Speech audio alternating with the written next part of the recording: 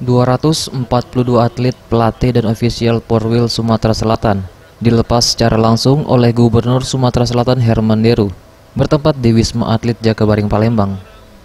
Dalam pelepasan ini turut hadir Ketua Kontingen Porwil Sumatera Selatan Mawardi Yahya, PLT Ketua Umum KONI Sumsel, Kepala Dispora Sumsel Ahmad Yusuf dan para atlet kontingen Porwil 2019. Gubernur Sumatera Selatan Herman Deru melepas kontingen atlet yang akan turun dalam ajang Porwil Sumatera ke-10 yang berlangsung di Bengkulu. Pelepasan ditandai dengan penyerahan bendera kontingen Sumatera Selatan kepada Ketua Kontingen Porwil Sumatera Selatan Mawardi Yahya. Saat ditemui, Gubernur Sumatera Selatan mengatakan Porwil ini sebagai tolak ukur dari tim Sumatera Selatan untuk menghadapi PON mendatang. Sehingga Sumatera Selatan tidak hanya dikenal sebagai penyelenggara yang sukses, tapi juga mempunyai prestasi.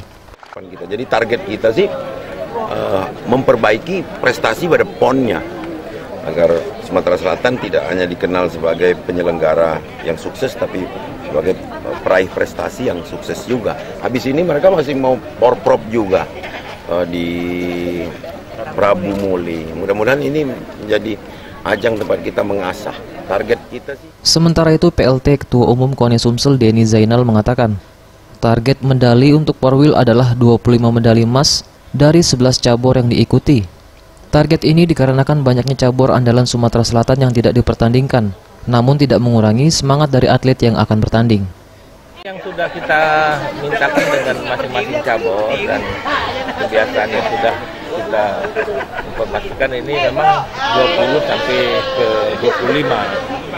Tapi yang menjadi lumbung kita kan tidak dipertandingkan di Porwil ini, tapi tidak mengurangi semangat kita karena lumbung